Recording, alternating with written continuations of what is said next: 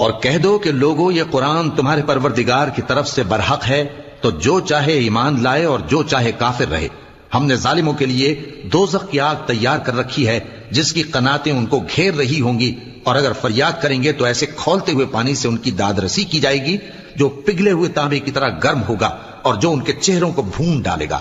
ان کے پینے کا پانی بھی برا اور آرام گاہ بھی بری۔ اور جو ایمان لائے اور کام بھی نیک کرتے رہے تو ہم نیک کام کرنے والوں کا اجر ضائع نہیں کرتے۔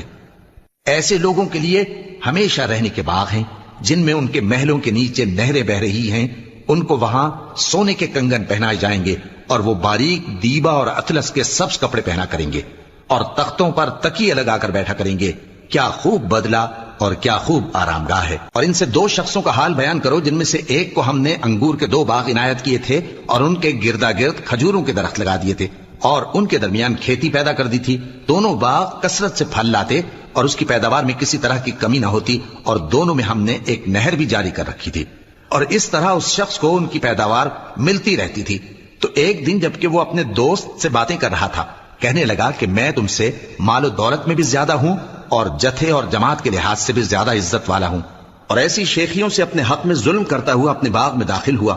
کہنے لگا کہ میں نہیں خیال کرتا کہ یہ باغ کبھی تباہ ہو، اور نہ خیال کرتا ہوں کہ قیامت برپا ہو، اور اگر میں اپنے پروردگار کی طرف لوٹایا بھی جاؤں تو وہاں ضرور اس سے اچھی جگہ پاؤں گا۔ تو اس کا دوست جو اس سے گفتگو کر رہا تھا کہنے لگا کہ کیا تم اس ذات سے کفر کرتے ہو جس نے تم کو مٹی سے پیدا کیا، پھر نطفے سے، پھر تمہیں پورا آدمی بنایا؟ مگر میں تو یہ کہتا ہوں کہ اللہ ہی میرا پروردگار ہے، اور میں اپنے پروردگار کے ساتھ کسی کو شریک نہیں کرتا۔ اور جب تم اپنے باغ میں داخل ہوئے تو تم نے ما شاء اللہ لا قوت الا باللہ کیوں نہ کہا؟ اگر تم مجھے مال و اولاد میں اپنے سے کمتر دیکھتے ہو تو عجب نہیں کہ میرا پروردگار مجھے تمہارے باغ سے بہتر عطا فرمائے اور تمہارے اس باغ پر آسمان سے آفت بھیج دے تو وہ صاف میدان ہو جائے، یا اس باغ کی نہر کا پانی گہرائی میں اتر جائے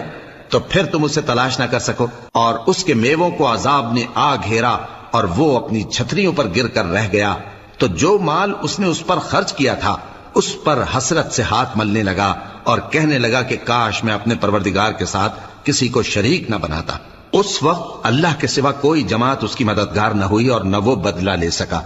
یہاں سے ثابت ہوا کہ حکومت سب اللہ کی ہے، جو معبود برحق ہے وہی بہترین ثواب عطا کرنے والا اور بہترین انجام لانے والا ہے۔ اور ان سے دنیا کی زندگی کی مثال بھی بیان کر دو کہ وہ ایسی ہے جیسے پانی جسے ہم نے آسمان سے برسایا تو اس کے ساتھ زمین کی پیداوار مل کر نکلی، پھر وہ چورا چورا ہو گئی کہ ہوائیں اسے اڑاتی پھرتی ہیں، اور اللہ تو ہر چیز پر قدرت رکھتا ہے۔